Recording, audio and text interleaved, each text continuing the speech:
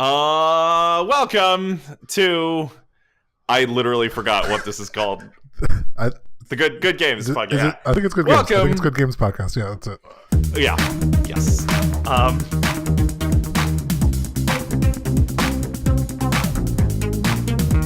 Welcome to the Good Games podcast. My name is James. And I'm Leo. And here we are. We took an extra week so that Leo could get as much time playing today's topic as possible. Today's topic is Paper Mario: The Thousand-Year Door. Were you able to finish in the extra week? I was able to finish. Oh, man. Yeah. What did you think of Paper Mario: The Thousand-Year Door? Yeah. Yeah. Good. Well, that's our podcast. Tune in next time when. It's good. Okay. So there's a lot of good things that this game does.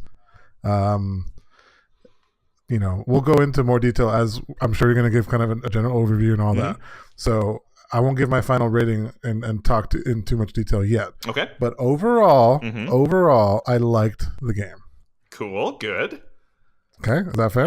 All right. So we're going to get into detail when we start breaking this down. Let's get into detail, and when we start breaking it down, I'm going to give you my pros and cons. But there were some cons. Okay, that's fair. Fair. The game's not perfect. The game is not perfect. But goddamn, I love this game. All right. Let's start with what is Paper Mario: Thousand-Year Door, and why would our listeners like to play this game? Yeah, that's a really good point. So, today we're talking about Paper Mario: The Thousand-Year Door. It is a game for the Nintendo GameCube. It came out in 2004. Let me check my notes to make sure I'm not spewing nonsense. Nope, it actually came out in 2004. I'm correct.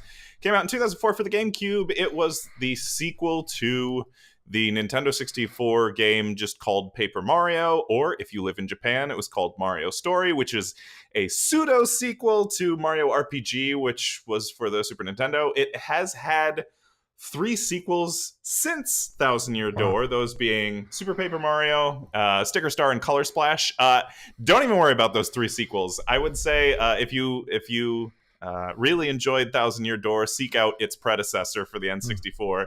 Maybe go play Mario RPG. Don't even worry about the 3 sequels. They got progressively more and more off track, and it's not good. It's not good. But we won't talk about those games today. We're talking about Thousand-Year Door. I would classify this game as a little bit overlooked, a little bit underappreciated. So that is also going to tie in later in our show with our top 5 overlooked, underappreciated, underrated video games. So let's start with the narrative, the story, the setting, the characters. Give me your thoughts on that. I hated it. Really? Yeah. Okay. So I loved a lot of things about this game from like a game design mechanic and flow and other features, and we'll talk about those. But when it comes to the story, I struggled a lot, man. Okay. It's cute, and it's Mario, so it's definitely got that trademarked Mario feel. But man, I was kind of gouging my eyes out during some of these story arcs. Like, which ones? It just all of it. Really? I could not get myself to enjoy the from a very basic principle of hero has to save the world by collecting these magical items. From that standpoint, yeah, it's cliche, but I like it. But everything related to just the world and the Peach and the knots and the computer and Bowser, it's just I struggled, man. It was rough. Wow. I did not enjoy almost anything. I skipped a lot of dialogue in this game, which I rarely do. Oh no! I was just pressing, just spamming B. Like, come on, like, stop talking about the fucking things on the little things with the grandma, elderly little creatures, and just like it was just boring. It was boring. Wow. It was a terribly boring story. Wow. I am Yeah. going to come down on the total polar opposite of you and say this is one of the best written games I have played. I Yes. mean, in Yes. what way? So, okay. So the first thing we're gonna start with, I'm gonna describe actually what this game is. So in the story, Mario is he's searching for the 7 crystal stars because he needs them to a prevent a plot to an evil plot to rule the world, but b it's his only link to figuring out where Princess Peach is because of course Princess Peach has been kidnapped again, of course. Of course. Now where things start to get a little weird is that it's sort of like a little bit of an edgier take on the Mario universe. Now, I mean, this is not like super, oh my god, edgy or anything, but like, so for instance, like the first place you walk into is Rogueport. It is the hub world for where Mario is traveling on his adventure. And like one of the first things you see, I always think this is really notable, is there's a noose in the center of the town square. Like in a Mario game, there's a noose. Yeah. Which like is not a plot point at all. It's just there purely aesthetically, just to like set the tone for this like weird place. But okay, so I think the reason that the writing in this game really works for me is it does 2 things really well. So like you alluded to earlier, it's definitely cutesy. It's very tongue in cheek, a little bit cutesy, but it never goes like full parody. It would have easily, like, there's a thin line between writing a lot of tongue-in-cheek jokes that are sometimes at the expense of like Mario the franchise and Mario the series. There's a thin line between that and like having a parody of Mario, but the game never it's never a parody. There's just a lot of like, I don't know, just tongue-in-cheek jokes. And I think what helps establish this game, what really works for me is the places you go feel very lived in and real, and so do a lot of the characters you meet, even the NPCs. Like almost, I don't know if you've noticed this, but all of the NPCs are like named. Like even the ones that just have like one piece of, they all have like dumb names. Like some of them are just stupid jokes, but you know, some of them are, if you do some of the side quests, they get like there's some reoccurring characters that keep popping up through settings as you keep traveling. But it helps give this weird world of Thousand Year Door some realism to it. When you start seeing the same people in different locations, it gives it some consistency. I don't know. I really bought into this world that they made, and the writing is able to like make me smile without making me roll my eyes. Like that is the flavor of the like jokes that are in this game, and that's like, I don't know, I love it. It's perfect. I'm saddened to hear that this didn't work for you at all. I would agree that the world building is actually done, pretty well, in the sense of like actually trying to convince the reader that these are connected worlds, and that the way people talk about, go to, what is it, Glitzville, like the floating place, or go to the rich people place or whatever, like it has that feel of there actually being some vastness to this world, and that the citizens are connected in a way that we are, like in our world. So that aspect, I totally agree. For me, it was just kind of honestly, if I could narrow it down to one specific thing, it's just the in-between chapter stuff. Really? Like, see, I love some of that stuff. Yeah, go ahead. It's just like, I don't know. It just felt like you could probably wrap this game up in 4 chapters. Yeah, Yeah, maybe. The game could be a little shorter. There are some chapters that are absolutely stronger than others. I thought the wrestling chapter, chapter That was 3, was yeah, that was a blast. excellent. Yes, The train chapter, which I think is chapter that was my 6, second favorite. was Yeah, excellent. yeah, Yeah, good. I'm glad we have the same favorite chapters. yeah. Those are phenomenal. I love those parts. But like, tell me why those work, because it has nothing.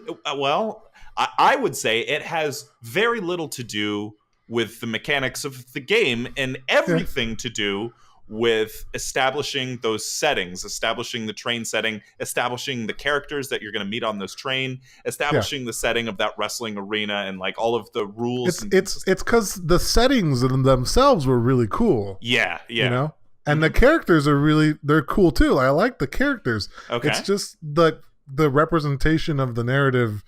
It's just kind of drags on like in those moments where they just kind of have to like continue the plot kind of. Okay. I just felt like wordy to me and slow, and I Yeah, just lost interest. this is a game with a lot of reading, a whole Yeah. lot of text and reading. If you're not down to do some reading, That being uh, said, the mm. most reading was Luigi's storyline, um, No, yeah, that which is just 100% tongue in cheek. yeah, Did it strike you as weird that this is a game, especially with like modern Mario and the way they've like evolved these characters and the consistency that they have now? Did it strike you weird that Luigi just talks like a normal like has a voice and just talks and is very yeah, verbose? Yeah, yeah. that was very It's unusual. yeah, but yeah, that was just 100% whatever joke time. I don't know. It was.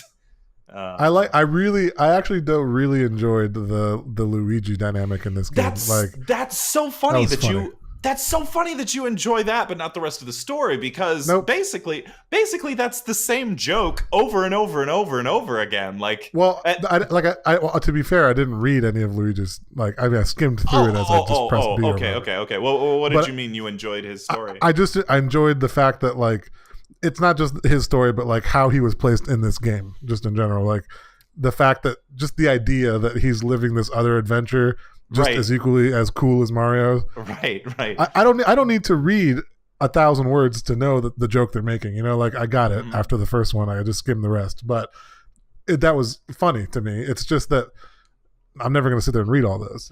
But at the end, like his, um, there was a scene where To like establish what we're talking about. During every chapter, Mario will bump into Luigi, who is off on his own adventure, and Luigi excitedly, and this is weird again because Luigi just talks. Luigi and compounded by the weirdness that Mario does not talk. He's just a mute character with, the occasional yeah, wah and ya and yahoo or whatever, like you would expect. But and oh yes, oh yeah. But Luigi excitedly tells Mario about all of his adventures and all these grand things that he's doing, which which is kind of undercut if you talk to his partners, because his partners are always like, "Oh my god, this loon! Like he screwed everything up! Like I hate this guy." So his partners are presumably telling you the real story, whereas Luigi is like embellishing his grand adventures, and he even. I don't know if you noticed this, but if you go into the shop in Rogueport in the main town, Luigi starts writing like novelizations of his adventures and selling them in yeah, the store. Yeah, I saw that. Yeah, that's a nice touch. It's to me I that's mean, just funny though. Like that it aspect it is is funny, quite but funny. it strikes me as strange that you found that funny, but like couldn't get into the rest of the like Well, story. Because you don't need to like. It just felt like you don't need the whole story to get those things. You know, Right. you don't need to drag on through all the dialogue. Like I get it. Yes, we're going. The computer is falling in love with. I get it. I understand. Like move on. I don't know. It just felt like they could have made that a little bit more concise. And really, it was just the excitement of wanting to go to the next chapter too. Okay. So That's fair. in between chapters, you just had to drag on through all this other stuff. I didn't really care that much about just to get to the next chapter. So God, all that stuff you're talking about, like sitting through, is just my favorite. Like, I mean, Most of that's written pretty well. Like I bought Princess Peach and the computer, all of their dumb interactions and stuff. I thought because that can very easily not be good at all, but I thought that was Yeah. pretty competently written. I think the writing in that aspect was okay, but also what compounds my lack of impatience or Mm-hmm. lack of patience would be that they also interlude that extra writing with little mini games you have to do as Peach or as Bowser. Yep. And I was pissed off every time I had to play Bowser. I was like, why am I doing this? I like the little platforming things. Really? No, I'm not No? here to Okay. play All actual right. Mario. That's With fair. Bowser, it was just dumb. I hated that. Okay, that's fair. All right. Well, And then if let's. you're gonna play Peach and you're not gonna show me tits when she gets undressed, what's the point? Yeah. By the way, speaking to the fact that I claimed earlier this was an edgier Mario game, Princess Peach goes fully nude in this game. That is not a Totally. thing. That is not a thing we're making up. Like, it's No. a thing that. By the way, that would never, ever in 1,000 years happen in a modern Mario game. Like, there No, is that's no true. way this game could be made now. Like, that's just not a thing that would happen. Yeah. All right. The battle system. What did you think? Oh yeah. Yeah. Yeah. All right. Tell me about it. I dig it. I dig it quite a bit. I love how interactive it is. Mm-hmm. I mean, there was no random battles, which I'm not a major fan of. Yep. So I could, with my awesome skill, avoid many a enemy. And I like the aspect of almost like your crit damage is really up to you. And also, it took me like at least 10 hours before I realized that you can add stylish combos to everything, like stylish. Yep. Mm-hmm. That's something they didn't really do a good job of explaining to me. They explained that at the very, very beginning of the game. Yeah. I guess I glanced over it, but yeah. So this concept that like if I use all of my, it's not really the MP, it's the star. The star power is a little different than the Yep. magic power, I guess, the ability power. But it's like this idea that I can replenish that by throwing a couple little like stylish moves by tapping A at just the right time when I Yep. hit my enemy or after. So yeah, I love the interactive part of it. I do wish that the I guess it would be the leveling system or like the whole powering up your party members. Yep.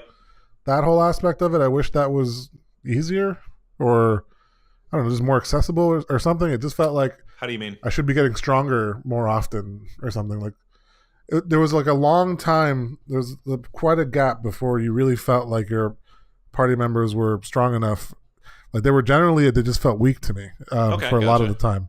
Like you would get a spikes, every time that you could power Yeah. them up, you get a spike, and then by the time you could power them up again, you were or like the next guy or whatever. I don't know. Mhm. It just felt like the progression system wasn't really. It was lacking. Gotcha. Yeah. It's 'Cause- not like a traditional RPG where you're just like leveling up. Well, yes, because when you get a certain amount of experience, Mario levels up, but his Right. partners don't. They level up a different way. You have to collect items to level them up.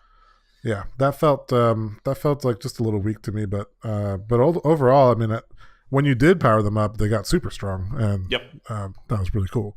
But yeah, the combat system was great. The whole concept of like which enemies can I jump on and which ones can I hit with my hammer, like making you think, and it was somewhat challenging, Yeah. especially towards the end, like the whole series of like final bosses and stuff was pretty tough. Yep. Yeah, I really enjoyed the battle system. To sort of add on to what you're saying, I like the interactivity. I would want it to be even more interactive than it already is. So for people who have not played this game, when you so for instance, when Mario jumps on an enemy, so this is a turn-based RPG, so when you select your action, Mario's main two attacks are to jump or to use his hammer. So for instance, when he jumps, if you press A exactly, when you land on your enemy, you get to do a little bonus damage. I would want them to be even more interactive than they already are, because what kind of happens is once you learn the timings for these things, it's sort of, you just kind of do them in your sleep. You just kind of forget about it. Like especially the hammer, like the hammer timing just becomes because Yeah. at least with the jump, some you have variable heights in your enemies, so the jump timing changes a little bit. But the hammer timing just never changes, and after a while, towards the end of the game, you can just kind of do that in your sleep. Um, what I what I think they could do a little better if we are ever going to get another actual RPG Paper Mario, I never um, know. is mix up some of the timings and some of the things you have to do. So a great example of that is when you're on defense.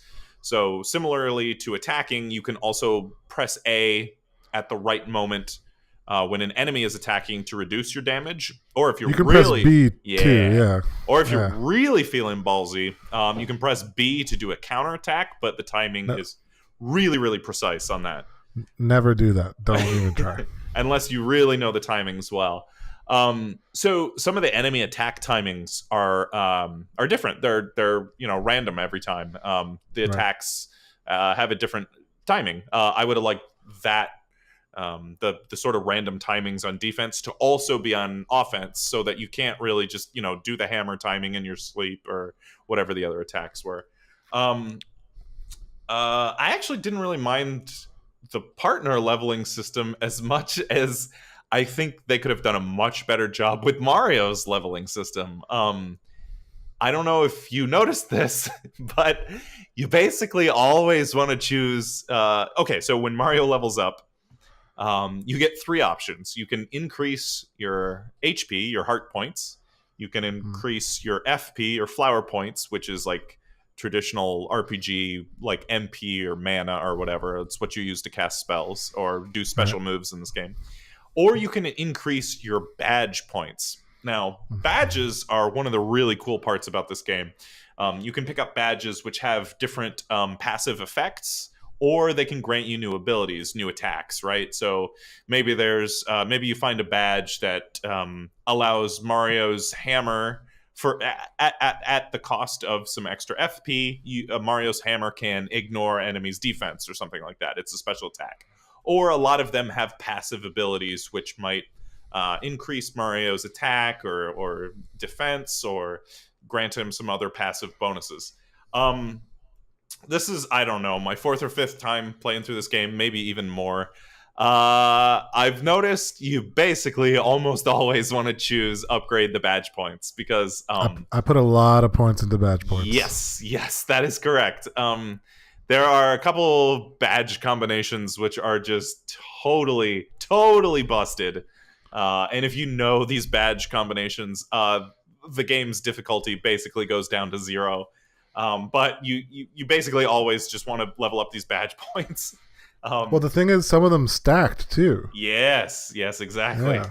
So if you have like the power smash hammer move that Yep. increases the damage of your hammer, Mhm. that can stack, and you can Yep. so you have multiple, and your hammer does even more and more You damage. just do a stupid amount of damage. Yeah. Mhm. Yeah.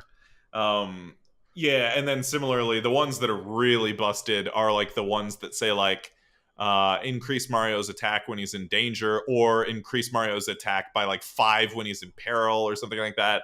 The partner versions of those, and the ones that say like when they're in danger they take half damage, those Yeah. also stack, which is totally busted.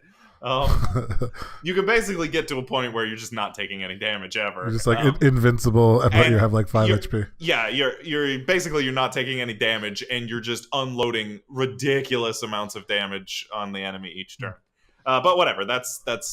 I don't really mind the busted badges as much, because it kind of rewards experimentation. If you really know the game well, you can find the busted combinations and I don't know, have fun with those, because they're not immediately obvious.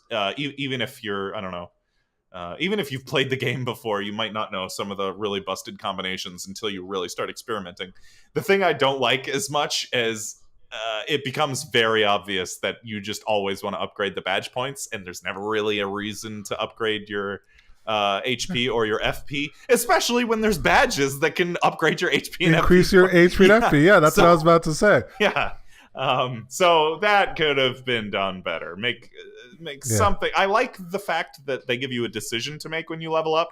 I don't like the fact that that decision becomes very obvious later in the game. But other than Yeah. that, I really like the battle system in that game a lot. I love how interactive it is. I wish it was even more interactive. But yeah, it's real good. Yeah, so I'm glad. I was going to ask you what your favorite chapter was. I'm glad we agreed that the wrestling chapter is absolutely the Ah, best chapter. so good. I Yeah, love that chapter. yes, that was very good.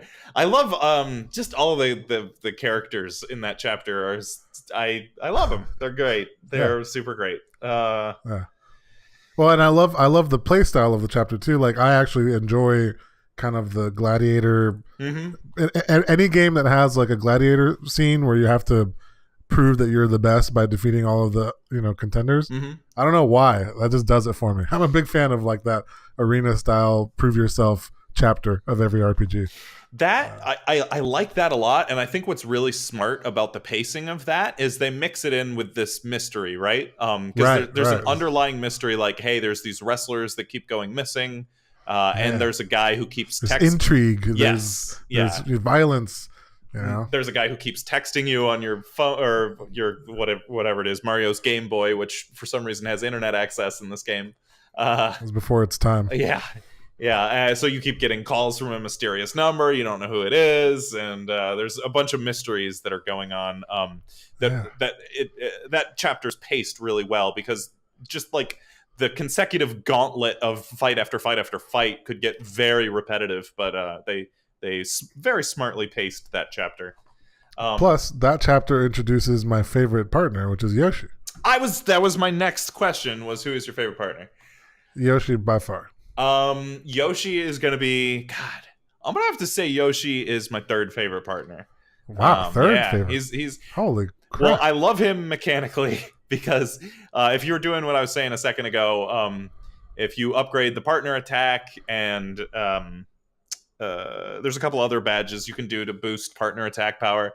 His just normal attack gets so busted. Yeah. That thing is awesome. Yeah, you can do like between like 15 and 20 damage with just his normal attack, which Not to mention his special attack Gulp can swallow whole, impenetrable defense on enemies. He's very good in combat and out of combat. His special ability just lets Mario walk faster, which is nice. Which is very important to me, Mhm. which I will go more into detail on that later. Okay. Well, hold that thought, and I'll ask you what that is. I'm gonna say my favorite partner is actually the first one you get, Goombella. I like Goombella specifically because I enjoy listening. I don't know how often you used her. Yes. Her in-battle ability, which gives you a little information on each enemy and reveals their HP. Very useful. Yes, it's just nice to know because that also sticks, which I love that in this game because a lot of games I did enjoy that. specifically like the Final Fantasy series, a lot of other RPGs when you use like I don't know in that series it's like analyze or scan or whatever, you can see what the enemy's HP is, but then it just disappears. Like there's no persistent indicator of what their current and max HP is.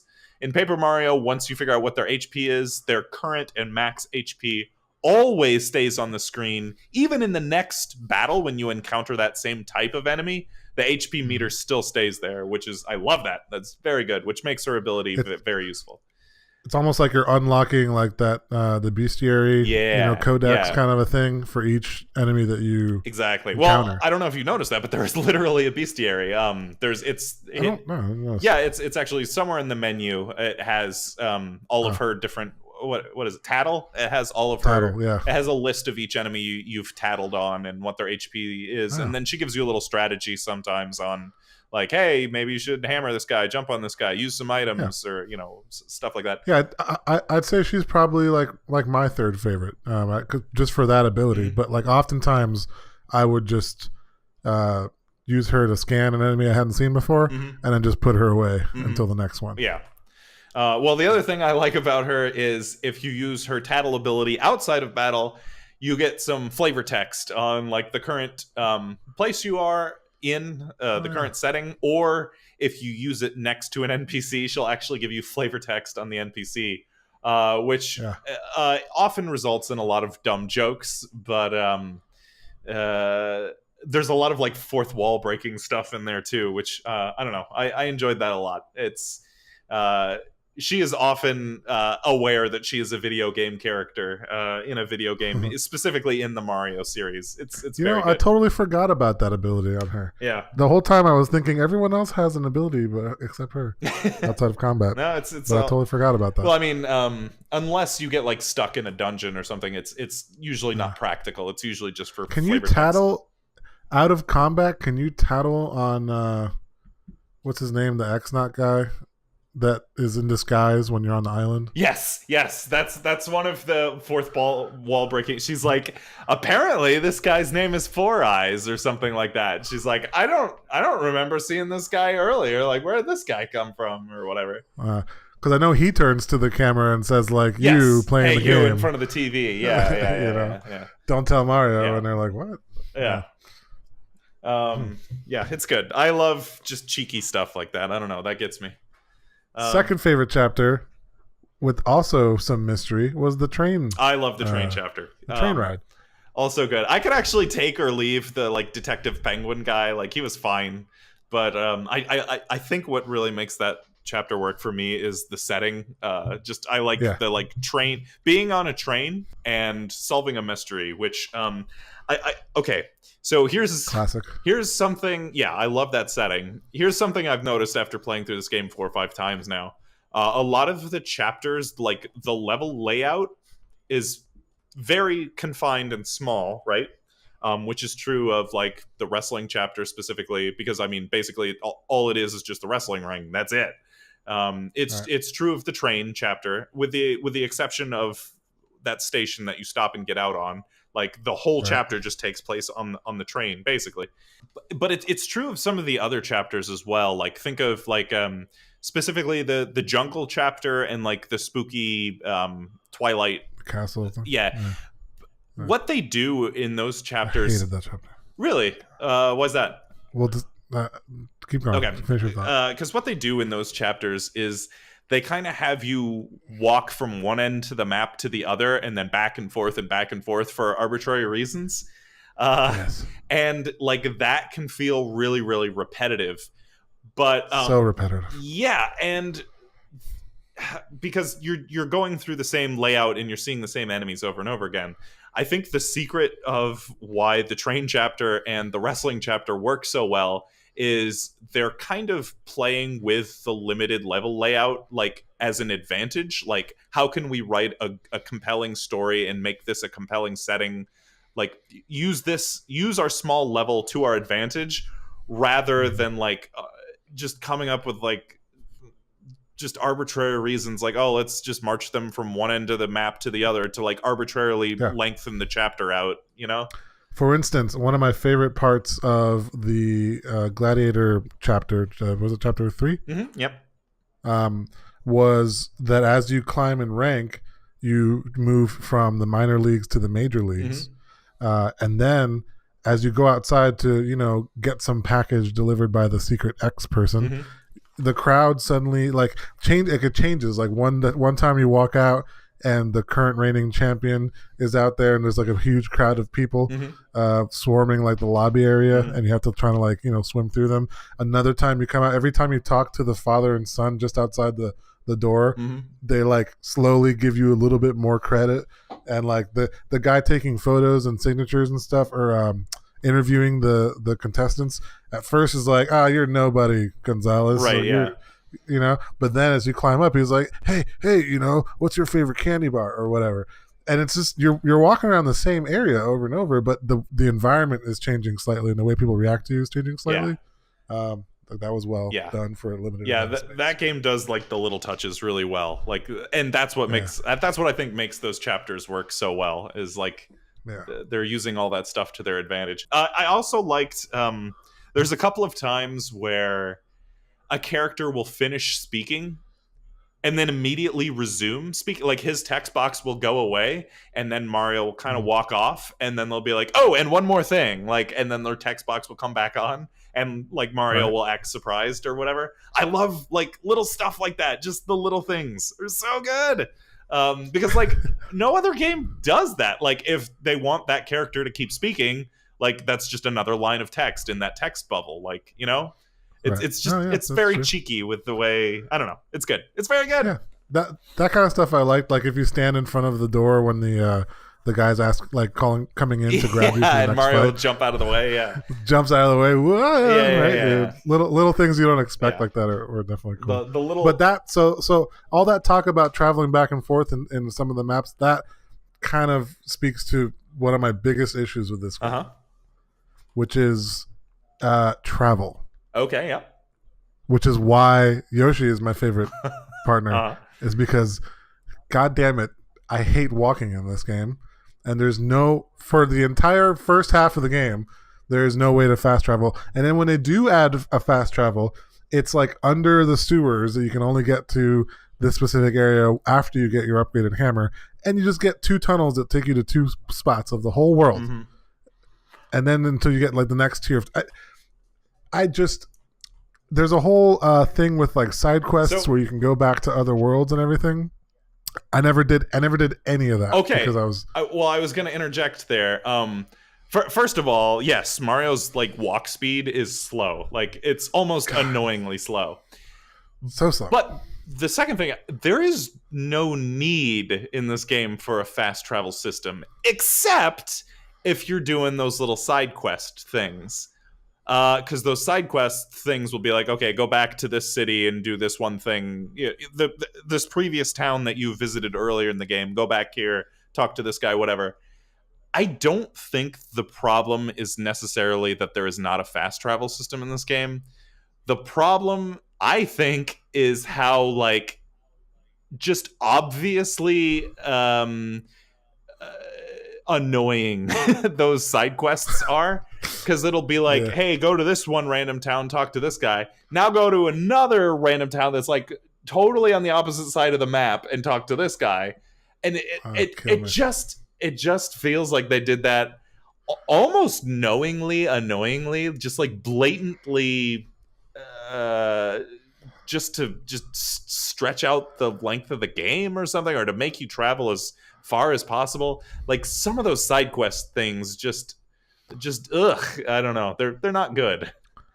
My favorite part of each chapter was when you put the crystal star over in front of the door, and then you would get the map update, and then they would fast travel to the doctor guy. Yep.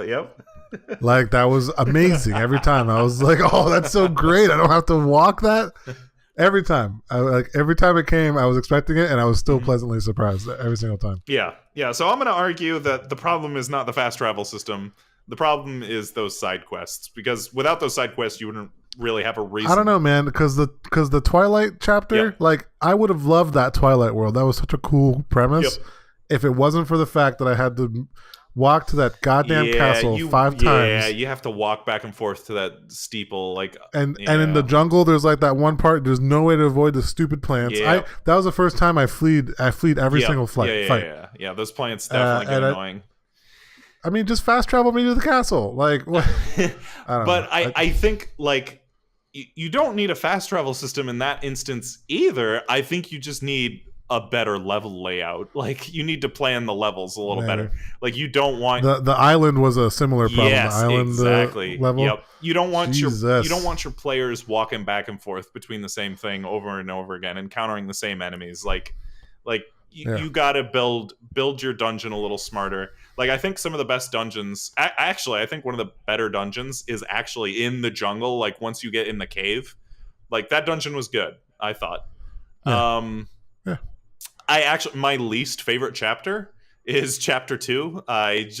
There's just nothing interesting about that chapter. Was that which one is that? The Twilight one? No, chapter 2 is the one with the like little things in the tree. That chapter just kind of puts me to sleep. But I mean, that dungeon is kind of tedious, but it's laid out well in that you're never like backtracking and going over the same enemies in the same locations. Like you're always like moving forward in that dungeon. I think that's it. I like the dungeon design. Yeah, I like the dungeon design. That's what makes those like specifically the jungle and the Twilight chapters feel bad, is because you're not like moving forward and seeing new things and seeing new enemies. You're seeing the same locations and the same enemies that you saw like 4 Yeah. times already. It Yeah, makes over and over. it just drills in how repetitive those things are. Yeah. I felt like there were more chapters like that Yeah. than there were chapters that weren't. Like the excuse me, the Pikmin chapter, the chapter 2. Yeah, that one's no good. That one's still kind of bad. Mhm. I mean, the only to me, like the ones that did the best job at avoiding that were the train and the gladiator chapters, but then which ironically those are the two that have no dungeon at all. The most repetitive. Yeah. Exactly. Yeah. So it just seems like all of the ones with dungeons are with like path. It was just it was rough. Yeah. It was rough, that aspect. Yeah, some of the level design is not great. I'm going to strongly disagree with you on the story, but no, we're on the same page with the level design. Not real great. It's hit and miss. Some is passable and some is bad. I'll tell you this much: the story almost fully redeemed itself to me. When near the end, was it the detective guy keeps thinking that you're Luigi? Yes. Yeah. That was almost redeem worthy. Like that was so funny. By the way, did you notice that in every single chapter there is somebody who misidentifies Mario? That's like it's a running gag throughout the game. So in the first town, the mayor, the like hard of hearing mayor, calls you Marty, I think. Oh yeah, well I've seen that. Yeah, an old elderly person. Yeah, or he calls you Murphy. He calls you Murphy. The second, Murphy. Yeah, Marty is the elderly. Yeah, the second is the like elderly puny guy. He calls you Marty O. In the third chapter, you're called the Great Gonzalez. Nobody calls you Mario. And I like that running gag. I like that running in gag the fourth chapter, your identity literally gets stolen, so people just recognize you as a shadow, and they recognize somebody else as Mario. Spoiler alert on that chapter, I guess. The fifth chapter, they call you Captain Stash. The sixth chapter, that's the train one, right? You're Luigi. Yeah. The seventh chapter, maybe it doesn't happen in the last chapter, but yeah, in every other chapter, you're some dumb name, not Mario. I don't know. Oh, we talked about that game for a while. Any other thoughts on Paper Mario: The Thousand-Year Door? It was overall pretty good. I would say that it's an underrated game. All right. Well, speaking of underrated games, our top 5 this episode is going to be our top 5 favorite underrated, underappreciated, undervalued video games. You want me to start? I think did you start last time? I honestly could not tell you. I feel like you did. Let me start this one. All right, you do it. I'm so excited about this list. All right, here we go. Yeah, this is a very valuable list of all of the top 5 lists we've done. I think this one's really valuable because these games are all very close to me. They're very near and dear. Yeah, these are the games we want to be the torchbearers for. Just like, hey, look at these games. They're great. Not a lot of other people have looked at these games. Now, I don't know how you thought of the rating, but the way I thought about it was in terms of literally like the gap between the actual rating of this game to the way I rate it. So that doesn't mean that it's necessarily a great game, just that it's highly underrated for what it is. The way I took that criteria, yes, that totally makes sense. And it is great. That's fine. The way I interpreted the criteria was literally games that are like overlooked. Like a lot of my games, I don't think people will have ever played before. Right. And they just don't get talked about that much. They don't get like, anyway. So I mean, that's mostly my games too. I'm just giving that caveat because some of them are overlooked, and yet also like when people play them, we're going to be like, well, there's a reason this is overlooked. But I think it's because these games are overlooked because they're really good. Yes, exactly. So, yeah. Yep. All right. So starting with number 5, we talked about strategy games a little bit, I think, on the last episode or recently. I don't remember. And this one was not really mentioned. It is a Lord of the Rings game, and it is a real-time strategy game called The Battle for Middle-earth. Is a series. Actually, I think there's multiple Battle for Middle-earths.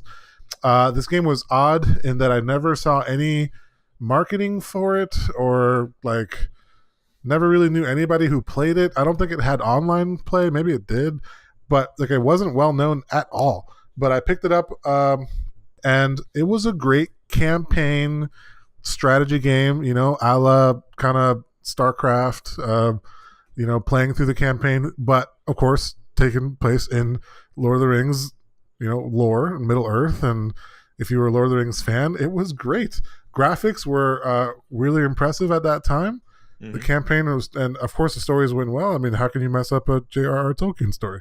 So the balance of the units and stuff was fairly balanced. I think if there was a multiplayer side of the game, it probably maybe was unbalanced, and maybe that why it wasn't that popular. But for the single player campaign, that game was it was worth a playthrough. Battle for Middle Earth.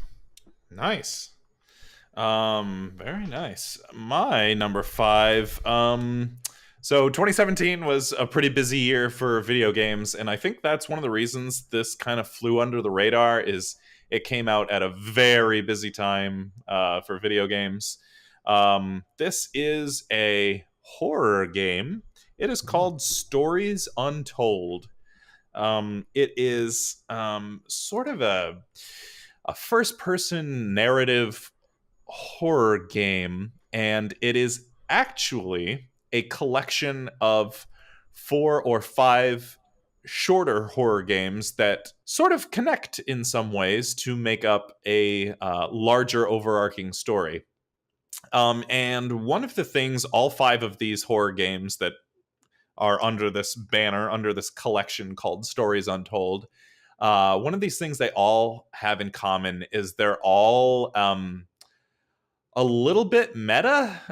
They're all they all kind of use the medium of video games in unique ways. They all kind of assume that you have played games like this before. Maybe not horror games like this, but they use the shared medium of just video game experience, and they kind of screw with you in some ways. I don't know how to be any more specific without ruining some of the really cool things that this game does, but if you're down for a little bit of a spooky time, try Stories Untold. Okay. Stories Untold. My number 4 is like where we talk about near and dear to my heart. I played way too much of this game. I think most people will not have played this game, and that's one of the things is like my caveat, because like I'm not sure how many people would actually like this game, but I think it's heavily underrated. The game is called Kengo, Master of Bushido. Ooh, what kind of game is this? I've not heard of this. The game was for the PS2. I think there was also some sequels later released on other consoles. It was at its root a basic fighting game, but what it did differently, kind of Tekken style, like Virtual Fighter, kind of like the 3D arena. 3D fighter. Right, 3D fighter. What it did differently was the only weapon and the only thing that any of the characters had was a sword, a katana blade, and it was highly, highly thematic in the realm of realistic samurai. I know stuff. The game. Yes. Okay, I know what you're talking about. Yep. In between, so you would start out at like basically ground zero. Like you don't know any special moves. You're kind of slow. Actually, like your character was slowed down. He felt weighty. And all of your attacks were pretty weak. And you would have like a wooden. It's called a bokken, a wooden practice sword. And you would choose a dojo, and you would have a master. You'd see him every once in a while. And in between your fights, you would actually have to like meditate by a waterfall, or chop bamboo, or like balance shit on your forehead. I don't know. And it would increase your like varying statistics, like I don't know, your balance or your dexterity or your strength or whatever. So as you did that in between bouts of wooden practice swords, your character would move faster, he'd get stronger. And then only like once, like there's like a date and time to it, like a date system. So after like a year of practicing, you'd go to a tournament, and in the tournaments you used real swords.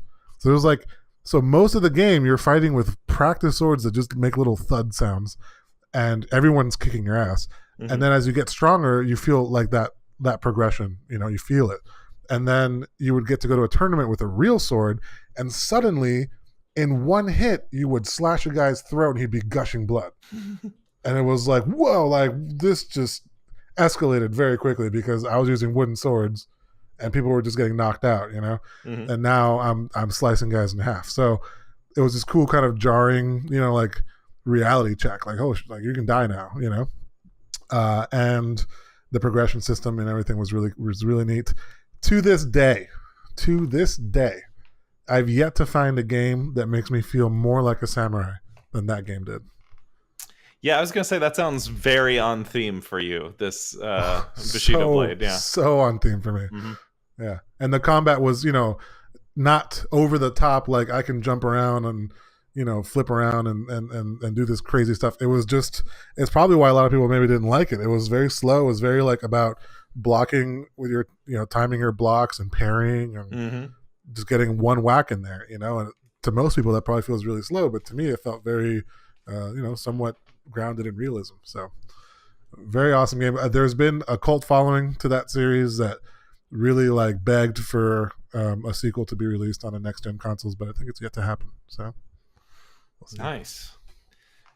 My number 4 is also a horror. It's not a horror game, but it is a horror themed game. This is a visual novel game called 999, 9 hours, Oh yeah. 9 persons, 9 doors. So, Oh, man, I wish I thought of this one for my list. this is a good one. This is actually the first part of a trilogy. So if you really enjoy this game, there are 2 sequels to it. Sort of the pitch for this game is that you wake up, you're trapped in a room. You don't know how you got there. You don't know why you're here. But eventually you realize that you escape from the room eventually, and then you realize that you're trapped in basically a large facility with 8 other people, so there's 9 people in total, and you're all trapped in here together, and you quickly realize that this is like a death game. So think like Saw. So think like an anime visual novel of Saw. Because one of the other things you realize is that it is revealed that somebody imprisoned the 9 of you in this facility, and it is believed that that person is one of the 9 people playing these death games. So one of the people in your group is not who they say they are. So it's sort of a there are some light puzzles in that game. There's a little bit of very light puzzles, but the majority of that game is a visual novel. So it's reading the story, making some decisions about what you want your character to do, what who you think is suspicious, who you want to ally and with. your choices matter too. Yes, absolutely. Your choices have a very big impact on the story in this game. So anime Saw. It's a good game. 999 game. That's a very good game. Good choice. I like that. Probably the most impressive part of that game was that it was on a Nintendo system. Yes, it was originally on the Nintendo DS. It is actually, you can buy all 3 of what is known as the Zero Escape trilogy. You can buy all 3 of those games on Steam now. Nice. I've yet to play the 3rd one, so I might have to do that. It's fine. Yeah. All 3 of those games are flawed, but I didn't really want to get into discussing all their flaws. That's fine. They're worth a playthrough, though. They're flawed, but worth a playthrough. Yeah. If it sounds interesting. So, I have a little bit of a dilemma. Okay, what's your dilemma? I feel like my top 3 I can say in any order. Okay.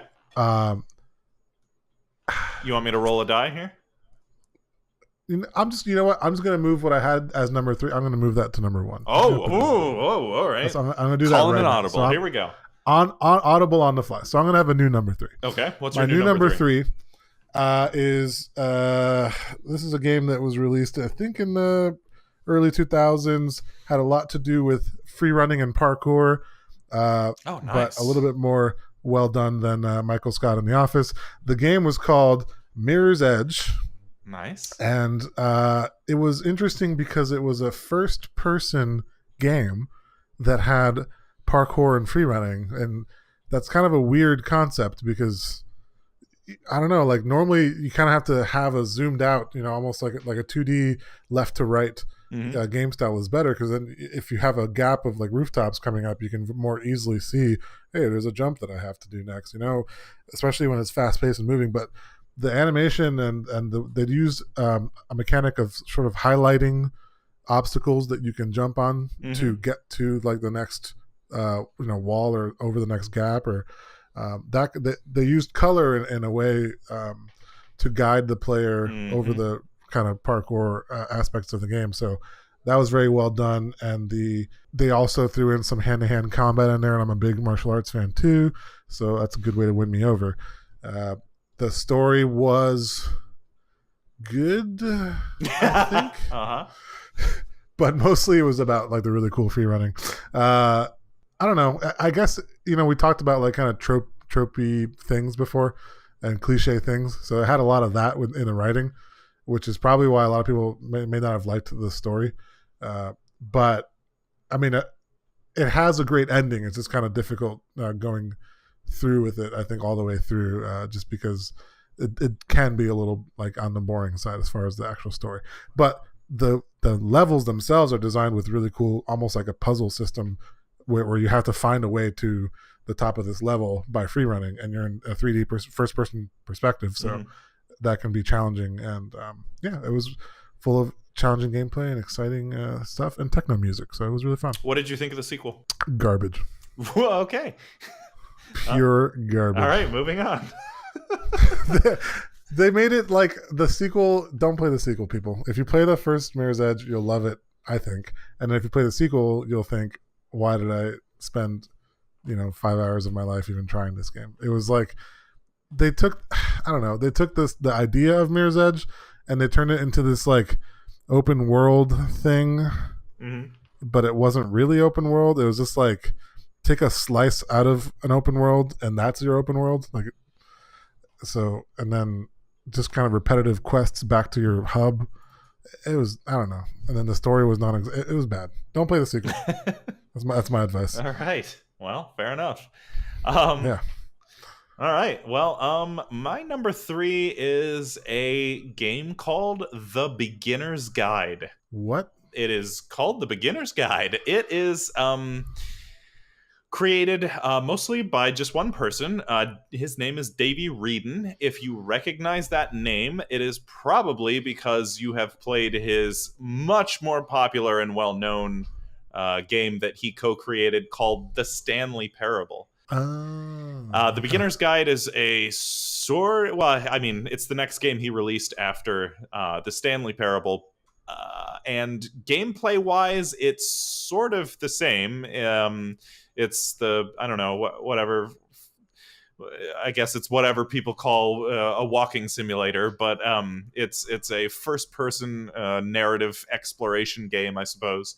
Um, but the tone of the game could not be more different. Ah, God, how do you describe the Stanley Parable? I don't know. I guess you don't have to because it's not the game we're talking about. Um, Yeah, that's fair. uh, That's fair, but it is difficult to describe. the Beginner's Guide is like Stanley Parable, but like this is not a joke fun time game. This is a pretty serious game. It still uses it. It's actually about video games. It's about level design in a lot of ways. It's kind of a one part walkthrough of a particular designer's choices when they make levels, and then it's also kind of a reflection on that specific person and how you can infer things about the level if you know that person, and sort of vice versa, inferring things about that person and their experiences by playing levels that they've designed.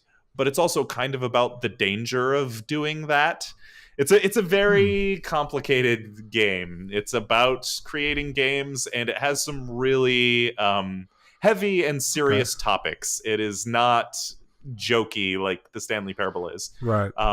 Right. It is very good though. It is just a very different experience than the Stanley Parable. From what it sounds like, I can see why that game is underrated. I think it's underrated doubly, right? Because like not a lot of like whatever quote unquote gamers are into like these like game design and stuff. Well, they're not into game design, but they're not into like these narrative experiences like that's true too, right? Like Gone Home, like the Stanley Parable. A lot of indie games. There's been a lot of like indie games people do over game jams that are like super depressing. And it's and it's an indie game, and I mean it is a follow-up to a very successful indie game, but it is a huge pivot away from that indie game. So a lot of people who are fans of the Stanley Parable may have immediately rejected the beginner's guide because it's not more funny jokes. But it's like, what is this garbage? Exactly, but it's still really, really good. Definitely worth your time if any of what I described sounds interesting. The Beginner's Guide by Davey Reeton. My number 2, we're getting close here, is quite possibly the game for which I've spent the most online hours playing. Oh, damn. In my entire history of gaming. Wow. It is the sequel of a game series. It's the second in the series, and there's a third one in development. It has been in development for like 7 years. The game is called Mount and Blade Warband. Nice. I was wondering if this would be on your list. Oh, for sure. Super underrated game, man. This game you can often find for like $5 on Steam sales. Mm-hmm. The single player aspect of the game leaves a lot to be desired. There's not really a whole lot to it. It's kind of like a tactical, strategy game where you kind of recruit people and try to take over the map. But when you get into your battles, they're a third person, almost like hack and slashy thing, but where you have to actually think about what you're doing. You can't just hit a button and swing and attack. Mm-hmm. There is directional input for your attacks as well as your blocks. So, and this is like a medieval themed game. Mm-hmm. So you're swinging your sword and you have to be mindful of whether if you're swinging from the left, is your opponent blocking that direction? And you can feint and attack from a different way, all this stuff. It all sounds very cool, but the game is developed by like 3 dudes in a garage in Finland or something. So graphically, it's really like nothing impressive. Mm-hmm. Like I said, the next game in the series has been in development for like 7 years. Like these guys, are trying their best to get a new updated sort of graphically impressive version of the game out there. And it takes a while when it's, just a couple of dudes. Yep. But has sort of a cult following online. The online gameplay is just that 3D battle aspect of it. No overhead map or strategy or anything like that. It's just like arena combat. But it's one of those things where the competitive nature of it is really, really good because you can die in one hit, and if you can survive long in a match, literally the community is so small that people know people who are really good. You feel yourself get better at the game as you practice. It's like mechanically challenging. So, you can get lost if you can put up with dying a lot in that game. You can get lost in the progression of yourself as you yourself get better, build your reflexes and stuff, and get better at the online play in that game. I've only played that game just a little bit, but it feels like a new type of genre. Like it's like an arena fighting game. Like because like most fighters are 2v2 or 2v2 or 1v1 or whatever. Like this is just a big like free for all, but the gameplay is. It's technical like a fighting game, but it has a lot of the same elements. I would say that anyway. Sure, I would agree with that. It reminds me of a fighting game in that there's certain mechanics, like in Smash Brothers when people found out about wave dashing. There's certain mechanics that were kind of accidentally found out. Like feinting is really just attacking and quickly blocking within a few frames after you start attacking, and it cancels out your attack, but you can immediately attack again after.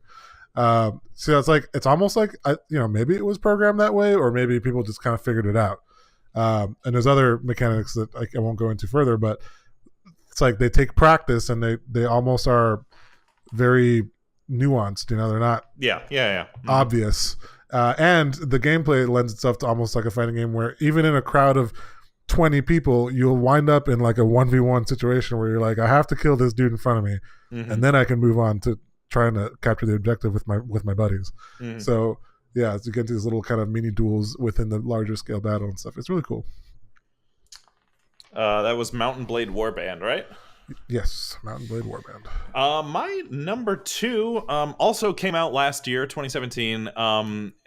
It is probably not. It's probably a little more well known than Stories Untold, but I still think this game gets overlooked a lot because A, it's another first-person exploration game, walking simulator, whatever you want to call it, and B, it just came out in a very crowded time for games, so a lot of people were playing other things, and they did not play What Remains of Edith Finch.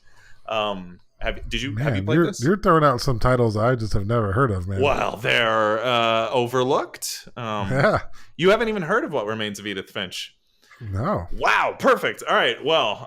Tell me about this game. It is another, first-person exploration game.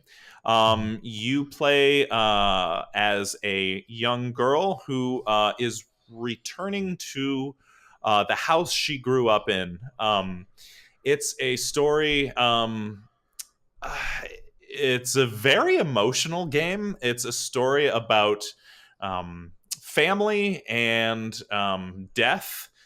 Because she has a lot of memories of like her childhood home and of the people she grew up with, and a lot of them are now dead. So she's just kind of recounting these different family members and like their stories and like how that impacted her, how that impacted some of the other members of the family. It's basically a story about this big family and how death affects a family and how different family members react to stuff like that. One of the cool Sounds things... deep. It is. There's a lot to chew on in this game. One of the really, really cool things this game does is kind of when the main character, her name is Edith Finch, so the game is called What Remains of Edith Finch. When you're playing as Edith, you're kind of exploring the house. When you find something that reminds Edith of one of her family members, she'll kind of go into this recollection. But each recollection is mechanically and stylistically completely different from the last. So, for instance, let me think of an example. So, one of the family members she remembers was like a child actress. And she was very famous for, as a child actress, she was famous for being in horror movies. So that whole chapter, when Edith is recalling this family member's story, it's told in like this like graphic novel, like really stylized looking, like comic booky style that kind of meshes really well with like that family member's personality. Yeah, really, really cool game. What Remains of Edith Finch. Very good. Very, very good. I might have to check that one out. You should. Okay. My number 1 here we go. This is pretty much the main reason. What? This is the one that moved up from 3, right? This is this is the one. Wow. This is the one I audible to the top. Wow. Just as we talked. Here we go. This is pretty much the reason that I gave that caveat at the beginning. Like so far, I think most of the ones I talked about, are respectable they stand on their own as underrated games. Like if anybody were to go try these games so far, they're pretty good. This one, that's questionable. But I do think that in terms of just the gap between what it's actually rated and what it actually felt like to play this game is large. It's underrated for what it is. You have to be very drunk, I think, to really enjoy this game. Oh no! Okay. But you and I were not drunk though when we played this game, and yet it was probably one of the most fun like sit downs of cooperative gameplay. Oh my god, game, I know what this split is. split screen games I played with a friend in the last 20 years of my life. The game was a downloadable game for the Xbox 360. It sure was. I'm not sure if you can find this game otherwise. I doubt it. It's out there though. It has a great rating on IGN. I'm sure you can find it. The game is called The Deadliest Warrior 2. And yes, that is a tie-in to what? That was a Spike TV show, right? I think something like that. It had to do with kind of like pulling out some people from history that were known for combat or something, and then kind of recreating what their weapons would have looked like and stuff. It feels like the type of thing that would have been on Spike TV. Yeah. The game was it came out on Xbox 360 and PS3, I guess, apparently around 2010. So it's not that long ago, and it was a fighting game. Again, another kind of 3D fighter, in which you chose, each of the players, you could like fight split screen. So that's the best way I recommend playing it. Get your best friend, have a few shots, pick a character. They're basically like, one of many historical characters, like was it William Wallace? Vlad the Impaler. Here you can go ahead and put in a snippet of Vlad's intro in the game. What was it? He like just sipped from the chalice. Oh my god, I forgot about that. The game is super, super cheesy. There's like voiceover effects that like were so laughable, but the best part is it was so gory. And you could just like chop someone's leg off and they'd still be alive, and then you could chop their other leg off and they'd still be alive, and we couldn't figure out like how to even kill each other. But then other times you would shoot like a bow and hit someone in the head and they would die right away. So it was just, oh man, the game was just pure unadulterated fun. Yeah, it was very silly fun. Yes, so silly and so fun. There really is not a lot of depth to it, and this is really more of a gag number one than it is a real number one. But I think if any two people were to play that game, I don't know how they walk out of that room without just full of giggles like we were. Yeah, I don't know how much staying power it has, but it's good. It's good as a novelty. Sure. It's a good fun time. Oh man. All right. Oh wait, I haven't given my number one. That's your turn, sir. As you may have already guessed, my number one is Paper Mario: The Thousand-Year Door. The whole reason we had this list. Don't listen to Leo. Don't do it. Although I'm glad this is the first time we got to disagree. I think this is one of the this is one of the best written, best translated, best localization jobs I've seen on a video game. The text is it's punchy, it's jokey, it's silly, it's long. It is long. It is absolutely long. So if you don't like reading, stay away from this. I like reading. I'll mention that in a moment, but I do like reading. It's just has to be good reading. Oh, this is very good reading. Yeah, don't listen to Leo. This is an extremely well written story, especially if you like something very lighthearted, very very fun, just kind of and a little bit self-aware is the story. Really good characters, mostly really good setting. I don't know, it's fun. It's fun to go on a big RPG adventure in the Mario universe, especially when the universe is skewed a little bit edgier than you would expect for a Mario game. Endorse some stuff and get out of here. Endorse some stuff and get out of here. We're running long again. All right, cool. Well, speaking of long-winded reading, and I am an avid reader, actually. My endorsement is my favorite book series of all time. It's called The Wheel of Time. Did I endorse this? You might have talked about it. I can't remember if you actually endorsed it. I don't think I actually endorsed it yet. If I did, let me know. I'll do a re-recording of what I endorsed. But my endorsement is The Wheel of Time by Robert Jordan. It is Unnecessarily long. There are 14 books in this series, and they're all about as long as the Bible. Okay. But no, they're all like 1,000 pages. But it is a very good series. It is somewhere along the same vein of like Game of Thrones, if you really like that show and the books that it's based off, The Song of Ice and Fire. A lot of people who recommended Song of Ice and Fire to me after I read Wheel of Time, they said like, if you liked Wheel of Time, you'd like the Game of Thrones books. So it's somewhere along the same vein. It's in a Tolkien-esque, but it's a little bit more unique in how magic works in that world, and the fact that it's about the Wheel of Time. There are references to present day as an ancient time in how it takes place in that book. Like in the book, everything is swords and horses and all that, and they talk about this ancient time where they reference things that sound a whole lot like electricity and airplanes and cars, but it's because time is a wheel. So things that are ancient are also things that were like once in the future. I guess it's kind of hard to describe. Okay. There's actually a TV series now. It's in a writing process now.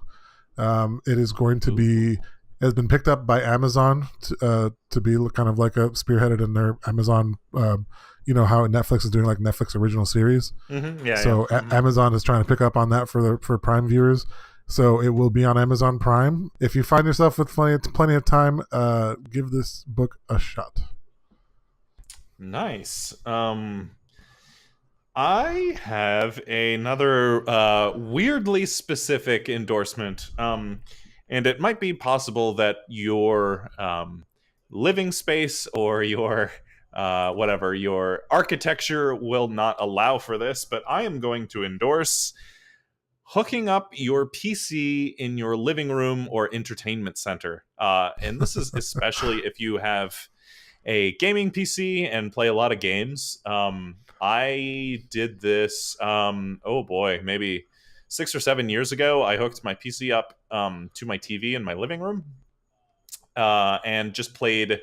I hooked up like an Xbox controller and just played games like on the couch. I was like, wow, this is really great because I get the power of my PC, but I get the relaxation of my couch and my large screen TV also at the same time. Same reason people play consoles in the living room, right? I mean, yes, but the PC has the added benefit of, if you have a gaming PC, it's probably more powerful than your console, but also you can use it as double it as an entertainment center. So, right. For instance, like if you don't have a smart TV or other streaming device, which is probably a minority of people, most people have a streaming box hooked up to their TV. But the nice thing your PC can do is it has a keyboard. So like searching for stuff on YouTube goes faster. Hulu, Twitch is really nice, especially when like these speed running marathons come around. It's really nice to watch them on a big screen TV, because I've noticed a lot of so my smart TV doesn't have a Twitch app. Which sucks, which would suck if I didn't have my PC hooked up to it. But now I have a configuration where I have my PC is in like a separate room, but I have like the HDMI cable running through the wall, so I can still use it in my living room. And I also use a Steam controller, which is the Valve manufactured controller that you see on Steam sales a lot, that has the trackpads, which is perfect if you have the same setup that I do, where you have your PC set up in your living room and you use it as like an entertainment center or whatever. It's really convenient specifically for that purpose, to have a controller that you can use to play video games, but also has trackpads on it so you can move the mouse around the screen or whatever. Yeah, anyway, it's very nice. If you have a gaming PC or want your PC to be used as an entertainment center, hook it up in your living room, provided that your architecture allows for such a thing. Alternatively, my plan is to just build a man cave basement when we buy a house one day. Because in North Carolina, we have basements. In Florida, you can't do that in Florida. No. Nope. But in North Carolina, I'm totally going to get a basement one day and then just set up the best couch with the biggest TV and have my PC that can work on either the TV or the desktop. Yeah. That's where I have it. That's the alternative. That's exactly what I have right now. I have my PC hooked up at my desk, but also I have the HDMI through the wall, so I can also use it on my TV. Anyway, check it out if you have a good PC. Is that our show? Yeah, hopefully. Jesus, this is like, come on. Yeah, we're getting longer and longer on these episodes. Well, I mean, I think that we had a lot to talk about. It was one of your favorite games of all time. It is one of my favorite games of all time. Next show is going to be right around Evo, which is the biggest, largest, and most prestigious fighting game tournament of the year. So we will probably do something fighting game related on the next show. We have a couple things on the list as far as fighting games, right? Yeah, we'll figure that out. But expect some fighting game content on the next episode of our show. Anything else? Nope. Okay. Well, for the Good Games Podcast, I am James. I'm Leo. We'll see you next time. See ya.